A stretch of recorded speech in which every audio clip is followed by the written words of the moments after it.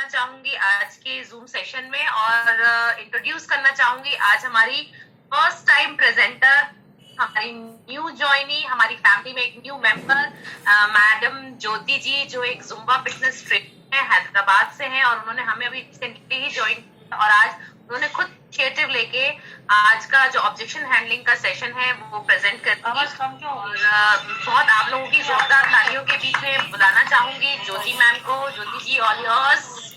Thank you very much, ma'am, Taranjit ma'am, and a very good Modicare morning to all my family and friends. मुझे बहुत अच्छा लगा कि मैं इस परिवार का हिस्सा बनी हूँ और फर्स्ट टाइम इनिशिएटिव लिया है कि मैं ऑब्जेक्शन हैंडलिंग के बारे में आपको कुछ शेयर कर सकूँ, मेरे व्यूज़। तो जैसे हम सबको पता है कि जब भी हम हमारे प्रोडक्ट्स के बारे में लोगों को बताते हैं तो सबसे पहले लोगों के क्वेश्चंस तैयार हो जाते हैं। सुनने के पहले ही वो बोलते हैं कि ये नहीं समझ में आता, वो नहीं है। सो ऑल दिस क्वेश्चंस जो हमें लोग पूछते हैं उसका है मतलब ऑब्जेक्शन, कि वो हमारे प्रोडक्ट्स को तो पसंद करते हैं, सब समझ में आता है, लेकिन दे हैव अ क्वेश्चन, तो उसका है मतलब ऑब्जेक्शन। हाँ, मोहिता जी का साउंड आ रहा था। हाँ जी, कंटिन्यू प्लीज, कंटिन्यू। तो वो क्वेश्चंस जो हमारे पब्लिक रेज करती है उसका मतलब है ऑब्जेक्शन, और उसको हमें सिर्फ हैंडल करना है, हमें उनका जवाब देके किसी के साथ आर्ग्यू नहीं करना है। तो जैसे ही अगर हमें पब्लिक में कोई क्वेश्चंस आते हैं, ऑब्जेक्शंस आते हैं, तो हमें उनको फर्स्ट जेस्चर से उनको वेलकम करना है। हमें कभी भी सर हिलाना नहीं है लाइक अ नो, तो इससे ऑलरेडी लोगों को नेगेटिव इम्पैक्ट पड़ता है। हमें बहुत ही अच्छे से मुस्कुराकर पॉजिटिव बॉडी लैंग्वेज से नॉड करना है कि यस यू आर राइट, आपको जो क्वेश्चन है मैं सुन रही हूँ, हमें समझ आ रहा है। तो बॉडी लैंग्वेज वाइज हमें बहुत ही पॉइज, बहुत ही सुंदरता से मुस्कुराकर लोगों के क्वेश्चंस को वेलकम करना है।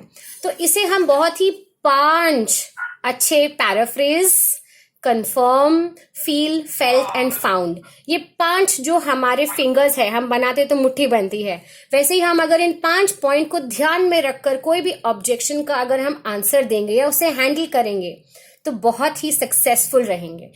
पहली चीज याद रखिए कि हमें कभी भी किसी से आर्ग्यू नहीं करना है। We don't have to win over anybody's argument.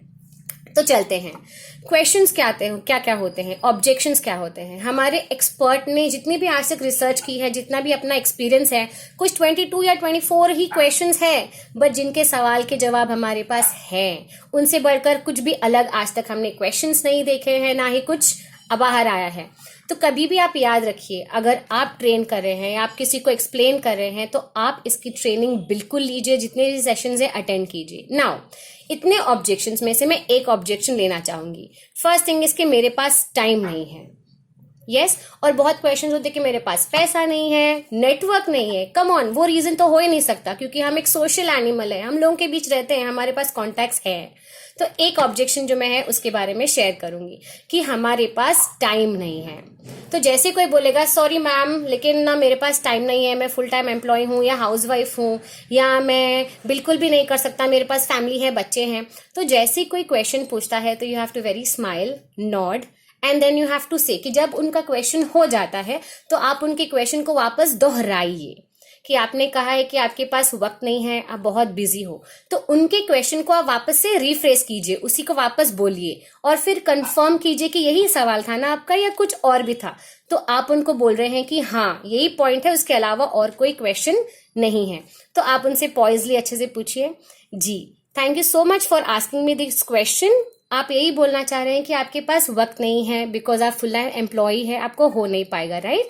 यही क्वेश्चन है ना आपका, या उसके अलावा भी कुछ है?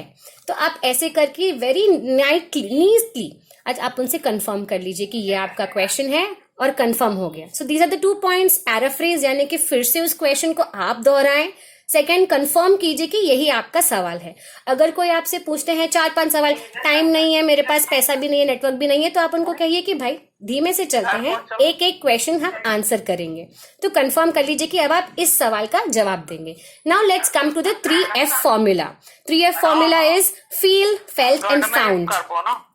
तो हम फील की तरफ चलते हैं। फील में आप बताएंगे, आप बिल्कुल सही है कि किसी के पास टाइम नहीं है, क्योंकि टाइम सबके पास सेम होता है, लेकिन हम उसमें क्या करते हैं वो बहुत इंपॉर्टेंट है। तो आप लोगों को बोलेंगे बिल्कुल सही कहा आपने, thank you for asking me this question, आप बिल्कुल सही कह रहे हैं। तो पहले आप दूसरे को अग्री कीजिए।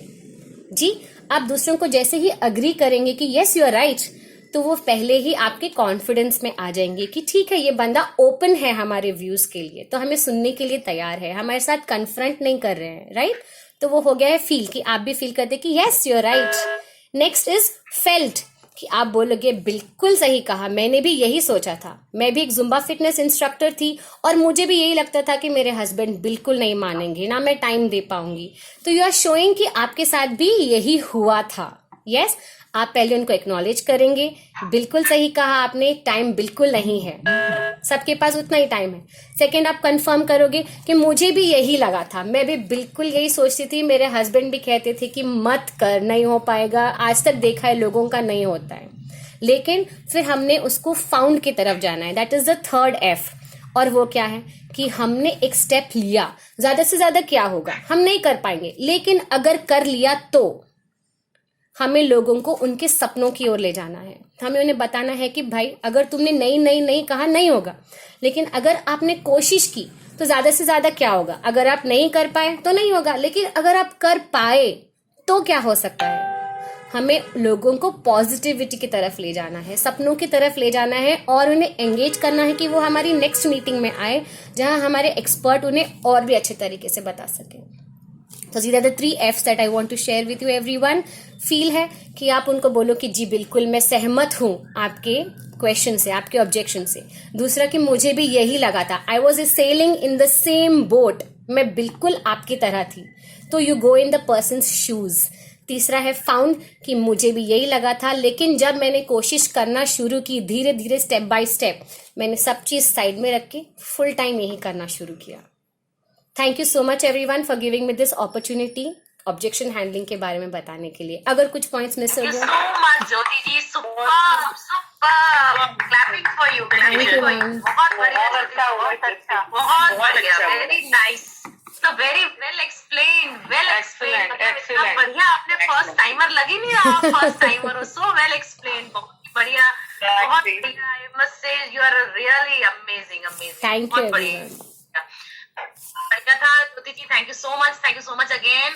फ्रेंड्स, आई होप आपको बहुत पसंद आया होगा।